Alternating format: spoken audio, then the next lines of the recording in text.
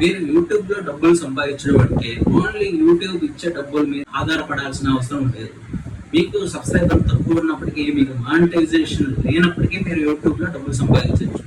ఎలాగంటే affiliating marketing గురించి మీరు తక్కువ అంచనా వేయొద్దు. వచ్చే అమౌంట్ తక్కువే కావచ్చు, వచ్చే మార్జిన్ తక్కువే కావచ్చు, వచ్చిన రూపాయి ఉంటే మీరు మంచి ప్రోడక్ట్ ని కనుక మీరు అఫిలియేట్ చేయగలిగితే, ఆ మంచి ప్రోడక్ట్ అనేది ఒక 10,000 మంది దాని ప్రోడక్ట్ ని వాళ్ళు బై చేయగలిగితే, మీకు ఒకదాని మీద ₹1 వేసుకున్నా మీకు ₹10,000 మీకు ఈజీగా వస్తాయి.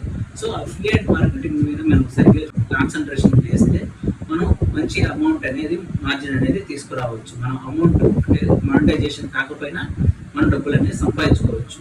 రెండోది వచ్చేసి స్పాన్సర్షిప్. మీ చుట్టుపక్కల ఉండే బిజినెస్ అన్ని మీరు కలవండి, వాళ్ళ దగ్గర నుంచి స్పాన్సర్షిప్ తీసుకోండి.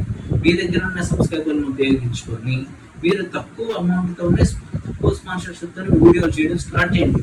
ఈరోజు తక్కువే కావచ్చు, ఒకరోజు మీరు మంచిగా గ్రోత్ అయినప్పుడు ఆ రోజు మీకు మంచి స్పాన్సర్షిప్ ఇచ్చే వాళ్ళు రావాలి అంటే మీరు చేసేది కూడా వాళ్ళకి తెలియాలి. కాబట్టి మీరు తక్కువ అయినా సరే స్టార్ట్ చేయండి. వాడి ద్వారా కూడా మీరు అమౌంట్ అనేది మీరు సంపాదించుకోవచ్చు. మూడోది వచ్చేసి డిజిటల్ ప్రోడక్ట్స్. మనకి యూట్యూబ్ మనం ప్రోడక్ట్స్ ని అమ్ముకునే విధంగా, అంటే అమ్ముకొని దాని నుంచి ఒక మార్జిన్ గెయిన్ చేసే విధంగా మనకు ఆప్షన్ అనేది తెచ్చింది. దాని ద్వారా మనం డిజిటల్ ప్రోడక్ట్లను అమ్ముకొని మనం, అంటే అమ్మడం అంటే మీరు చేసే వీడియోలోనే ఒకసారి దాన్ని పోస్ట్ చేసినట్లయితే మీకు దాని నుంచి ఒక చిన్న మార్జిన్ వచ్చినా సరే మీకు ఒక రోజు అదే మీకు ఒక సైడ్ మార్జిన్గా ఉపయోగపడుతుంది.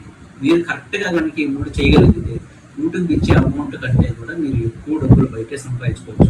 నాకు తెలిసిన ఒక అబ్బాయి తన స్పాన్సర్షిప్ ద్వారా ఒక్క షార్ట్ వీడియో పోస్ట్ చేసినందుకు 25,000 సంపాదిస్తారు.